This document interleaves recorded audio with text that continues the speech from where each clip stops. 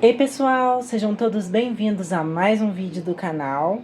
Bem, eu tô vindo aqui hoje pra gente falar um pouquinho sobre sucesso no cultivo, tá? E aí a gente vai conseguir compreender por que algumas pessoas têm muita facilidade, né? Por que elas conseguem cultivar crassuláceas, suculentas e por que para outras pessoas é tão difícil? Porque o cultivo para algumas pessoas ele é leve, ele é descontraído, e para outras pessoas elas acreditam que as suculentas dão mais trabalho e etc. Então a gente vai ver que o sucesso no cultivo ele está aí diretamente ligado, né, com alguns fatores, que é o que a gente vai olhar aqui no vídeo de hoje. E para começar, né, a gente precisa primeiro compreender que o cultivo ele é algo muito individual. Sendo assim, o meu cultivo ele não é igual ao seu, que não é igual ao da minha vizinha, não vai ser igual a alguém que mora em outro estado e muito menos o de alguém que mora em outro país, tá? A gente vai ver que tem fatores e cada ambiente, cada pessoa vai fazer aí com que seja um resultado diferente, né? A gente vai ter um cultivo diferente. Um não é igual ao outro. O que serve para um não serve para o outro e a gente vai ver o porquê. E se a gente for olhar, né, nessa questão do cultivo, a gente vai ver que existem alguns fatores que vão interferir diretamente no nosso cultivo. A gente vai do macro para o micro, sendo o macro, né, aquele que foge do nosso controle, e o micro, que é o que depende da gente. Então, se a gente for começar olhando, por exemplo, os principais fatores, a gente começando de cima para baixo aí teria o clima, né? O clima ele é um fator que vai sim interferir no nosso cultivo. Porque, né, dentro aí do clima vão ter questões como, por exemplo, temperatura. Então vão ter lugares onde a temperatura é mais alta, onde a temperatura é mais baixa. Índice pluviométrico também, né? Lugares onde é mais frequente chover durante o ano todo e outros lugares que são mais secos. E também aí, por exemplo, a umidade relativa do ar, tá? Que para algumas plantas vai ser ótimo, mas para outras vai ser péssimo. Então são fatores do clima que fogem, né? Que nós não podemos controlar, mas que vão sim interferir no nosso cultivo. Então a gente tem que ficar ligado no clima. Outro fator, né, que aí abaixo do clima está o ambiente, que é o ambiente que a gente consegue oferecer para o desenvolvimento daquela planta. Então, dentro do ambiente, a gente vai ter condicionantes como, por exemplo, a quantidade de luz que aquela planta pega, porque, por exemplo, às vezes o meu ambiente é diferente do seu. Vamos supor, uma mesma pessoa cultivando no Rio de Janeiro. Uma cultiva em um lugar que ela tem espaço, ela tem terreno, né? Então ela cultiva no sol pleno e etc. A outra, o espaço que ela tem, o ambiente que ela tem para oferecer para as plantas dela é uma janela de um prédio voltado para o sol da manhã, que pega só até meio-dia. Então, assim, o ambiente, mesmo que o clima seja o mesmo, o ambiente também vai alterar, tá? O cultivo das plantas. E aí, como eu falei, a quantidade de luz que você oferece para elas, o conforto térmico, né? Porque às vezes é a mesma quantidade de sol que as duas plantas pegam, mas um lugar é muito mais fresco do que o outro. E aí o acesso à água e os nutrientes, tá? Que também vão estar ligados aí com o ambiente, né? Que a gente oferece para as plantas. Abaixo dessa questão do ambiente, né, que já é um lugar que, querendo ou não, em alguns casos a gente vai conseguir contornar ou não, né, dependendo. Mas agora falando sobre outro fator que seriam os vasos, tá? E aí entram tanto o tamanho do vaso, que é o fator que vai interferir diretamente no nosso cultivo. Ah, por quê? Se você é uma pessoa que está sempre aumentando o tamanho dos vasos, isso vai interferir no seu cultivo, né? Você vai ter plantas grandes, você vai ter plantas maiores. Se você é uma pessoa que planta em vasos menores, reduzidos, você é uma pessoa que está compactando as suas plantas vão ser mais compactas, então é um outro tipo de cultivo. O tamanho do vaso vai interferir no desenvolvimento das plantas. E não só o tamanho, como também o material, tá? A gente pensa que não, mas o material ele vai interferir aí tanto, por exemplo, na temperatura daquelas raízes, quanto, por exemplo, no tempo que aquela planta vai ficar ali exposta à umidade, né, à água. Por exemplo, o material, a gente sabe que vasos de barro secam muito mais rápido do que vasos de plástico, ou que, por exemplo, os vasos de plástico branco esquentam bem menos do que vaso de plástico preto. Então, o material do vaso, o tamanho do vaso também vai interferir no nosso cultivo. A gente tem que observar isso, tá? Abaixo do vaso tá o substrato, tá?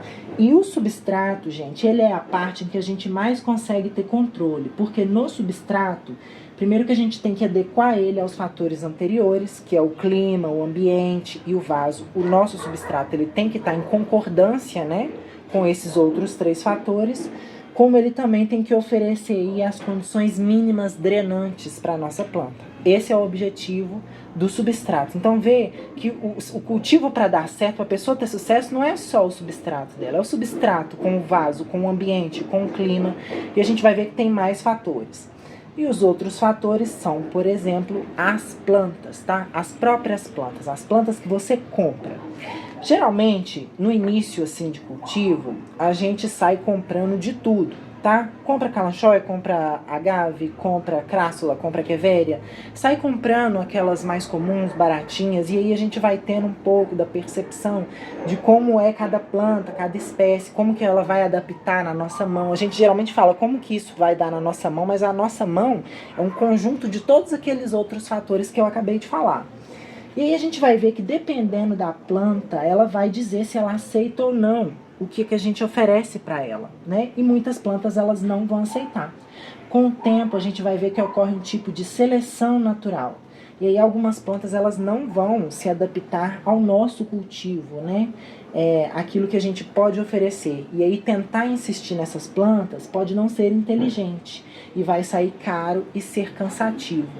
Eu vou dar um exemplo para vocês, tá? Por exemplo, o meu ambiente, eu já até comentei isso aqui, o ambiente que eu tenho para cultivar as crassuláceas aqui em casa é dentro dessa estufa. São 12 metros quadrados. E se a planta não aceitar ficar aqui dentro, eu não tenho outro lugar para colocar ela, tá? E existem espécies que eu não consegui cultivar, que eu não tive sucesso no cultivo, por conta do ambiente que eu tenho para oferecer para elas. Por exemplo, todo mundo sabe que eu sou apaixonada pela Quevéria colorata, certo? E a colorata, ela é a cara do agavoides, não é? A diferença do colorata para o agavoides é quase que a pruína, né? A colorata é pruinosa e o agavoides não tem pruína. Eles são, ali na linha genética das equevérias, eles estão bem unidos, né? São plantas bem próximas. E a gente vê que fisicamente elas são muito parecidas, mas, por exemplo, no meu cultivo aqui, a colorata se dá super bem. Eu nunca perdi uma colorata. Enquanto que os agavoides, eu tenho muita dificuldade de cultivar eles aqui na minha estufa, entende? Principalmente os agavoides vermelhos, tá? Que são os mais bonitos, os escuros. Eu tô falando de Romeu, de Taurus, de Atlas. Eu já tentei cultivar todos eles, eu já perdi uma grana com agavoides. Eu vou até colocar, ver se eu coloco aí um videozinho na época, né? Que aqui já faz um tempo esse vídeo aí, não sei se 3 anos, 2. Mas vocês vão ver que na época eu ainda estava comprando plantas, tinha planta de tudo, e foi nessa época que eu investi nos agavoides. Foi quando eu descobri que eles não iam aceitar serem cultivados aqui na estufa. E aí eu vou dar uma dica que talvez muitos não entendam, tá? Porque muita gente acha que o agavoides, ele é uma planta frágil, né? E na verdade ele não é, ele é uma planta forte. Só que qualquer planta, quando você cultiva ela num ambiente com condições em que ela não se sente confortável, aquela planta ela vai ficar fragilizada. Então ela vai morrer com facilidade. E é isso que acontece. Qual que é a questão do agavoides vermelho? O agavoides vermelho não gosta de calor. Ele não gosta de passar calor, ele não gosta de clima quente. Então repare que não é que eu estou dizendo que é uma planta de meia sombra. Não confunda calor com iluminação. É uma planta que vai precisar de iluminação o dia inteiro, mas é uma planta que não gosta de ficar no quente. Então ela prefere climas mais amenos. E aí quando você conseguir cultivar ela num clima que seja assim, você vai ter ela durante longos anos. É uma planta muito perene, né? Ela vive mais de 25 anos. Só que se ela não tiver nas condições ideais, ela fica fragilizada e ela apodrece, ela derrete, às vezes sozinha, tá? Sozinha você perde a planta. Mas é porque é uma questão de que a planta não aceita aquele determinado cultivo. Né? Não é que o cultivador é ruim ou que ele não está sabendo, é essa questão mesmo. Algumas plantas elas vão ter os próprios limites dela e que foge da nossa alçada, né? Infelizmente, a gente vai estar aí fadado a ter um sucesso no cultivo com as plantas que se adaptam ao que a gente pode oferecer para elas. E assim, Aí a gente vai ver que além da planta, né, desse fator que é a planta aceitar aquilo que você pode oferecer para ela ou não, ainda vai ter as condicionantes que vão interferir no nosso cultivo, que é sobre nós mesmos, né, sobre as nossas características como cultivadores. Então, por exemplo, se você é uma pessoa que pesa a mão na rega, ou se você é uma pessoa que fica longos períodos sem regar as plantas, isso vai interferir no seu cultivo, né? Você vai ter que adaptar aí os fatores anteriores para conseguir ter um sucesso maior. Ou, por exemplo, se você gosta de dar mais manutenção nos vasos, ou se você é como eu, uma pessoa que prefere plantas mais perenes, você não gosta de ficar mexendo nas plantas, né? E aí tem vários fatores que estão diretamente ligados a nós, né? A como nós lidamos com as plantas. Então, até mesmo o tipo de investimento. Quanto que você investe no seu cultivo também vai refletir no seu cultivo.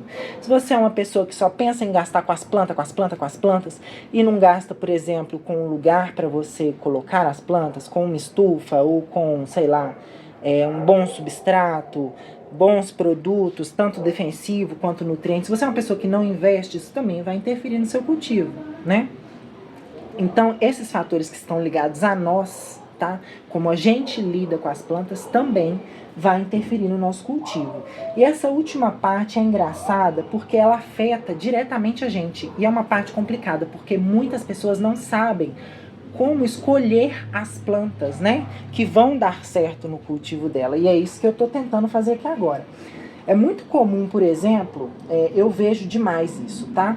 Pessoas reclamando. Por exemplo, tinha uma amiga que, acho que mês passado, ela estava reclamando comigo que ela estava sem tempo, que as plantas dela estavam largadas, que ela não estava tendo tempo de cuidar. E aí eu pensei assim, né, mas como assim cuidar? O que, que as plantas estão querendo e tudo? E aí, quando eu fui reparar, essa minha amiga, ela gosta de plantas que sejam equevérias, naquele formato de roseta fixa no vaso.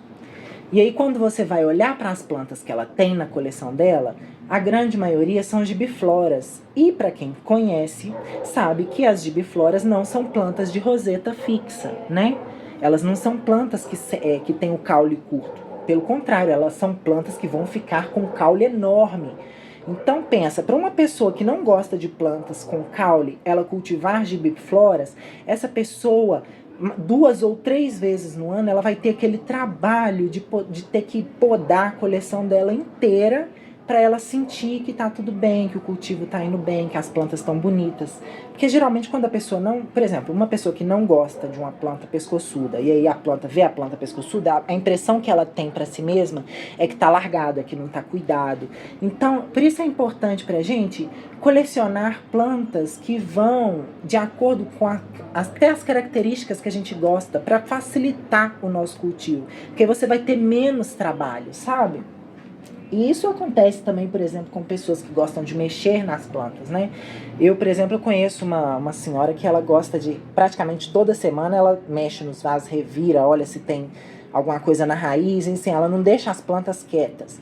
E uma pessoa dessa cultivando, por exemplo, espécies que levam mais tempo para desenvolver, para se adaptar e etc., a planta dela nunca vai desenvolver porque ela não dá o tempo que a planta precisa. Porque tem planta que é mais perene, tem planta que não gosta do toque. Agora, tem planta que é anual, a planta tem um ciclo de vida muito curto, então você vai ter que ficar dando manutenção nela várias vezes durante o ano.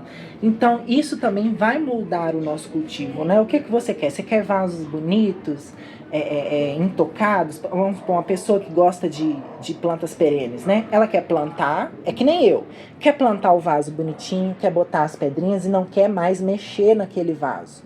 E aí, eu posso contar uma história engraçada para vocês. Lá no início do meu cultivo, quando eu colecionava de tudo, eu comprava de tudo, a minha paixão, na época não era nem paquifitum, tá? A minha paixão na época eram os calanques, os calanchóis. E principalmente aqueles calanchóis mais vagabundinho mesmo, aquele que dá uma hastezinha ereta e ele tem as folhinhas, eles são mais coloridos, tem até um que chama Feshkenkoi variegata.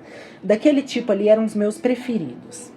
Só que, tipo assim, veja que aquela planta não combina com o meu cultivo. Por quê? Desde sempre eu gostei de fazer isso aqui, ó. Plantar as plantinhas e botar as pedrinhas para ficar bonitinho e deixar o vaso e não mexer mais na planta. Eu só tenho costume de mexer no vaso de uma planta quando aquela planta precisa, quando ela tá morrendo, quando ela tá doente, aí eu vou lá e mexo. Se não tá, a planta vai passar o resto da vida naquele vaso ali, ou até eu aumentar o tamanho dos potes, o que não é o caso. Mas eu não mexo na planta. E no caso, essas calanques, elas são plantas que têm uma vida mais curta, né?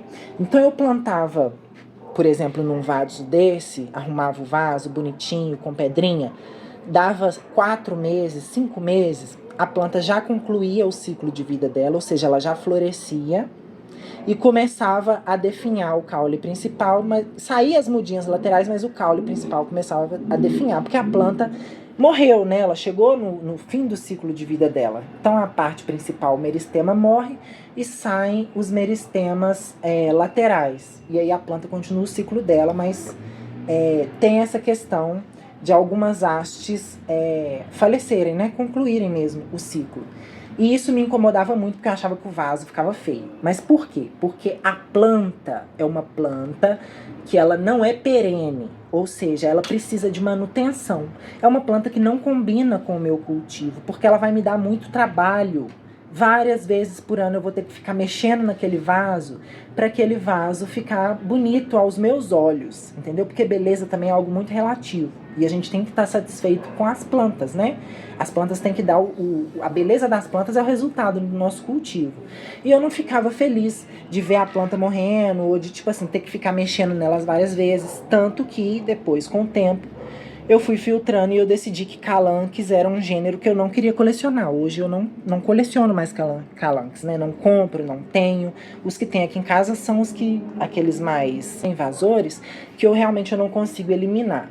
Mas aí veja que a minha paixão por calanques, ela acabou migrando por outro gênero que é muito parecido, é até um gênero que divide os mesmos ambientes, né? Porque os calanques são plantas africanas. E aí, próximo deles tem, por exemplo, os cotilédon. Quer ver? Deixa eu até mostrar a vocês. Aqui os paques, né? E aqui eu tenho uma mini coleção de cotilédons, ó. E aí, por exemplo, os cotilédons, eles foram o que... essa paixão das calanques que não deu certo, porque as calanques têm um ciclo de vida curto. E já essas plantas aqui, que são os cotilédon, que para mim os cotilédon são a versão gordinha dos calanques, tá? E veja que eles são plantas muito mais perenes, eles vivem por muito mais tempo, né? Eles exigem bem menos manutenção e são plantas parecidas. Então veja que eu aprendi a separar o gênero que combina comigo e o gênero que não combina. Hoje eu pego meu dinheiro e eu invisto comprando cotilédons. Eles são até mais difíceis de achar. Mas porque o meu cultivo combina mais com eles me dão menos trabalho nesse sentido. Como eu poderia, o meu objetivo no cultivo fosse outro, fosse ter baciadas e eu gostasse de ficar mexendo e enchendo vasos e vasos, e aí sim meu objetivo seria outro e as minhas plantas seriam outras, né? Aí, por exemplo, eu poderia me interessar por ter calanques, o que não foi o caso aqui. Então, vocês conseguiram entender mais ou menos? Ó, eu vou contar para vocês como que é aqui. Eu cultivo na cidade de Belo Horizonte. Então, o clima de Belo Horizonte é um clima meio que de ameno a mais quente, tá? A gente tem até no inverno, assim, a temperatura cai um pouco, mas não é uma cidade fria de tudo. É um clima ameno. E quando faz calor, faz calor. A parte que eu moro na zona norte e é uma região que é mais baixa em relação à altitude do nível do mar. E eu consigo compreender que locais que são mais baixos em relação ao nível do mar costumam ser mais quentes, tá? Então essa parte de Belo Horizonte que eu moro é uma região onde eu sinto que a radiação é maior, é mais quente aqui.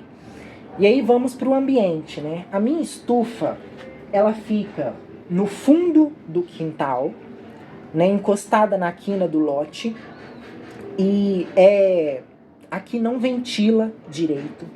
O teto da minha estufa, ele é baixo, ele deveria ser mais alto. para mim que sou arquiteta, né, eu sei que, por exemplo, a altura do pé direito da estufa vai refletir aí na sensação de frescor aqui dentro. Como o teto é mais baixo, eu não consegui fazer ele mais alto. Eu sei que isso interfere aqui dentro, né? Aqui fica mais quente. E assim, aí vejam que são dois fatores que às vezes fogem um pouco do meu controle. E as minhas plantas são plantas que têm que aceitar esse clima quente, tá? E aqui vai ser quente e seco, não vai ser úmido, porque mesmo quando começa a chover, a estufa tem teto. Então eu consigo controlar a umidade, mas o calor eu não consigo. Então aqui dentro é um clima quente e seco. E as plantas que se deram bem no meu cultivo foram as equevérias. Algumas equevérias, né? Não todas. Os paquifitums amam aqui em casa. É muito difícil eu perder. Vocês vão ver que eles, em climas, por exemplo, diferentes, onde, por exemplo, é quente e úmido, eles vão ficar mais sensíveis e as pessoas vão perder eles com mais facilidade. Por exemplo, eu comecei a colecionar cotiledon, vai fazer 1 ano, tá? Que eu peguei eles para colecionar mesmo. A comprar espécies e etc. Vocês viram que tá até pequenininho. Um dia eu ainda vou fazer um vídeo para mostrar eles com calma para vocês. Mas eu tive a experiência de estar com essas plantas no verão que passou, que foi muito quente. E eu posso dizer para vocês como que é bom, né? A gente pegar e separar as plantas por gênero e começar a aprender individualmente sobre um, até para entender o que dá certo com a gente. Porque, gente, enquanto os paquifitums sofreram muito no calor, eles entraram em dormência, eles pararam de crescer, muitos queimaram, vários morreram. E, assim, isso os paquifitums. Agora, se eu fosse olhar os cotiledon, gente, eles pararam de crescer, porque eu acho que é normal a planta entrar em dormência. Mas eles ficaram sem secar folhas, sem queimar, sem mostrar que a planta estava debilitada. Deu o ácaro aqui, o ácaro não pegou neles, porque as plantas tecnicamente ainda estavam confortáveis naquele clima, né? Elas não estavam desconfortáveis, porque foi aquilo que eu falei. Quando a planta está desconfortável, ela fica fragilizada. Como para eles o calor estava normal, eles não foram atingidos, por exemplo, pelos ácaros. Então eu vi que é um gênero que dá super certo aqui em casa por causa dessa questão do calor. Quando fica muito quente, eles suportam super bem. E aí eu vou continuar investindo na coleção de cotiledons, indo atrás de espécies cada vez mais raras, né? Consequentemente também cada vez mais caras. Mas é um dinheiro, é um investimento que eu vou fazer que eu sei que vai dar certo, que eu não vou perder, porque são plantas que eu já aprendi que dão certo com o meu cultivo, com aquilo que eu posso oferecer para elas. Entendeu? Então veja que quando a gente se dá conta, né, da importância de analisar esses fatores para a gente ter, por exemplo, um bom cultivo. Porque a partir do momento que a gente começa a analisar isso e a encarar como fato, né, e tentar mesmo contornar as condicionantes, a gente vai ver que a gente vai ter menos trabalho, né? Então veja que a partir do momento que você começar a cultivar as plantas certas, você vai ter menos trabalho, ou, por exemplo, você vai ter que dar menos manutenção, ou as suas plantas vão te responder de uma maneira melhor. É menos trabalho mesmo, tá? É um cultivo mais tranquilo. Plantou, a planta vai ficar bem, vai se dar super bem, e para você vai ser a parte mais legal, que é ficar só admirando. Veja também que a questão da economia que a gente faz, né? A partir do momento em que a gente começa a ter essa consciência de cultivo, a gente passa a parar de gastar com as plantas com o único critério de, por exemplo, eu achei bonitinha, vou querer uma dessa. Então, você já entende o que funciona, o que não funciona, e aí você já começa a fazer uma compra mais direcionada. Entendeu? Você começa a investir o seu dinheiro de maneira mais inteligente. Então, você para de perder planta, né? Você para de gastar com planta feito uma louca, porque você vai passar a comprar coisas meio que específicas e essas coisas não aparecem toda hora. Então você vai ter que ficar ligada, você vai gastar com menos frequência. Mas quando você comprar, cada vez que você adquirir algo, vai ser algo que vai acrescentar em muito a sua coleção, porque é uma planta que vai dar certo, que vai multiplicar, que vai te devolver o que você investiu nela, sabe? É um investimento mesmo, mas é um investimento consciente que a gente faz. E aí também tem outras questões, como, por exemplo, acrescentar valor. Então, veja, Hoje, a minha coleção, ela é muito mais valiosa do que a coleção que eu tinha há 3 anos atrás, por exemplo. Porque há 3 anos atrás, eu tinha um monte de plantas desconexas, e aí provavelmente eram as mais comuns e as mais fáceis de encontrar, que eu ia coletando em vários lugares. E no fim, eu tinha basicamente um aglomerado de plantas suculentas. Hoje, que eu seleciono, eu enquadro, eu faço uma análise, né, das plantas que eu vou comprar, das que eu não vou comprar. Eles chamam isso de curadoria, né? Eu escolho o que vai entrar aqui e não vai, até porque a gente tem espaço limitado também, né? O espaço também é outra coisa que limita o cultivo da gente. Então eu tenho 12 metros quadrados. Eu tenho que escolher o que eu vou botar aqui dentro, porque a partir do momento que encher, acabou, não tem mais vaga. Então, aos poucos eu vou me livrando daquelas plantas que eu comprei no passado, no impulso, e que hoje eu vejo que elas não têm nada a ver comigo, e eu vou dando espaço para aquelas espécies que combinam mais comigo, e assim a minha coleção vai agregando mais valor, tá? Ela tem mais valor hoje do que tinha, mesmo sendo que antes eu tinha mais plantas, tá? Um número maior de plantas.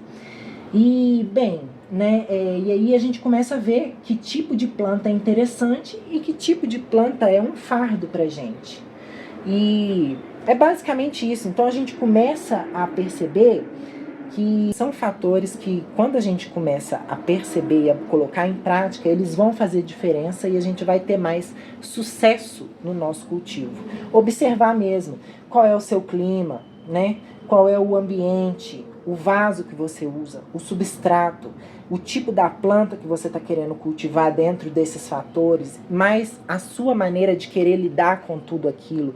Então, quando você consegue ter essa análise geral e fazer os comparativos, você vai tanto conseguir determinar o que é que vai te fazer bem, o que é que tem te feito mal, o que é que você vai investir, o que é que só tem te dado prejuízo, e assim você vai ter aí um cultivo mais consciente. Sendo assim, pessoal, veja como que é importante, né, a gente conseguir detectar todos aqueles fatores condicionantes para poder driblar aí os problemas e conseguir mesmo ter sucesso no cultivo com as crassuláceas. Não é impossível, tá? Então, às vezes, se você já tentou cultivar e você não conseguiu, foi porque em algum desses pontos aqui você não soube equilibrar a balança. Para você conseguir ter mais sucesso no cultivo, você vai ter que descer lá embaixo e olhar, por exemplo, o vaso. Se o clima é mais quente, vê se você consegue usar um vaso branco, porque o vaso branco não retém o calor, sabe? Então são alternativas que a gente tem que ficar de olho para a gente conseguir equilibrar a balança e manter um cultivo aí com a máxima excelência, com plantas de qualidade, com saúde, né? Sem perder dinheiro e podendo comprar novas espécies e investir o dinheiro da gente de maneira mais consciente e eficiente, agregando valor na coleção de cada um. Tá certo? Bom, se você está gostando desse tipo de conteúdo, eu já peço para você deixar seu like aí no vídeo. E se você ainda não é inscrito aqui no canal, eu quero te convidar para se inscrever e ativar o sininho para não perder a notificação dos próximos vídeos. Eu te agradeço por ter ficado aqui comigo até o final e ó, beijinho, beijinho e tchau, tchau.